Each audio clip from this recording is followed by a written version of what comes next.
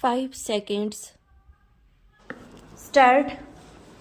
I want to state it clearly on the floor of the House that in matters of public interest there is no question of scarcity because we are all concerned with a matter in which the ex-servicemen are emotionally involved.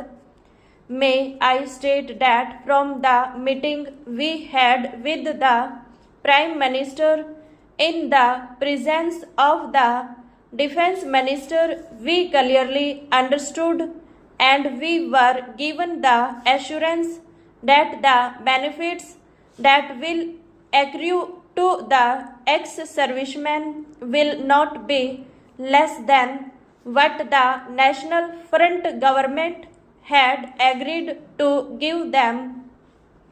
Here also we were given the assurance that a statement to this effect would be made on the floor of the House by the Defence Minister. I look forward to that statement and that clarification on the floor of the House.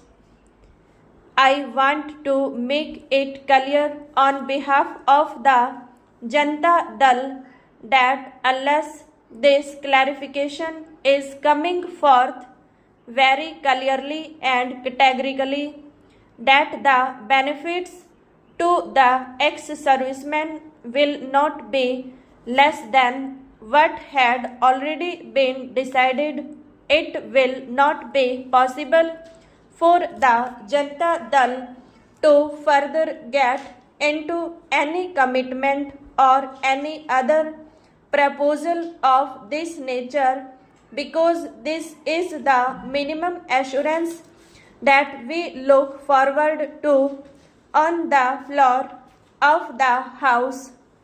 Governments may come and governments may go, but any assurance given on the floor of the House has much greater weight. This is what we have understood. If there is any difference in understanding between the Honorable Minister and what I am saying, it may be clarified. But this is what we demand on the floor of the House today. The announcement must come right now from the Defence Minister that the benefits will not be less than what had already been decided upon by the government. Now coming to the general debate, though there is a 4% increase, a nominal increase in the budget provisions of the Defence Ministry, if we take care of global inflation and devaluation in real terms, there is a cut in the defense budget. We know that there is an economic hardship.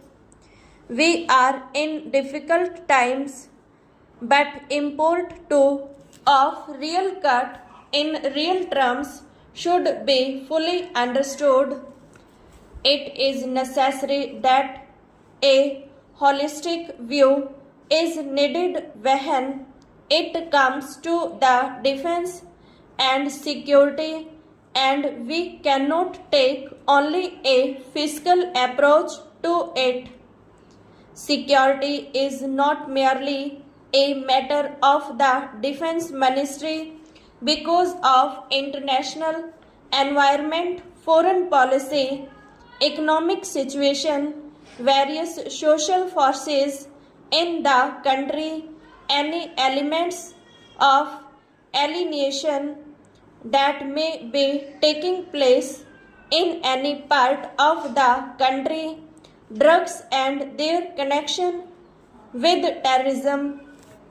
Mr. Deputy Chairman, sir, this discussion has come at an appropriate time when people in this country are very much concerned about the future of the press, its structure and its freedom, and therefore I welcome this opportunity to say a few words. I think that there is a good deal of misunderstanding, rivalry, and tension between the parliament and the press, and this misunderstanding exists on both sides of the house. The usual attitude among the politicians is that if a newspaper supports their party, then it is independent, and if it citizens their party, then it is the mouthpiece of the monopolist.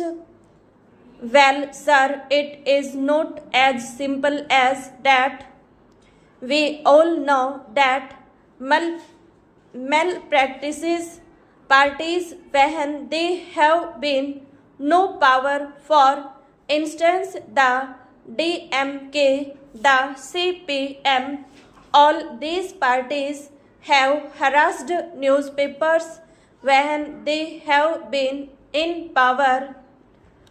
Sir, this is not a situation that is new to India.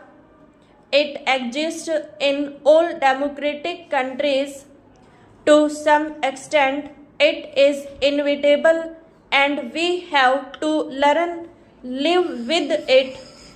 The tension and the rivalry arise mostly because some of the functions of the press and the parliament overlap, also because the two institutions to a great extent depend on each other, and this results in a certain amount of resentment. There is also the fact that the press has a function to be a critic of the government, a watchdog of the government, as well as of the political parties, and this is often misunderstood as hostility. But in our situation today, where we are still building a democracy, where democratic institutions have to be built up and sustained, and where our freedom has to be maintained, I think it is essential to create rather more cooperation and understanding between the press and the parliament. I believe, sir, that one of the important functions of the press council could be and should be to act as a link between the parliament and the government on the one hand, and the press and the public on the other. I feel that some of the misunderstandings that have developed since independence between the press and the government are due to certain historical reasons. Before independence, the national newspapers existed for the national movement. There was no conflict between the two. The proprietors, the editors, and the leaders of our national movement were united for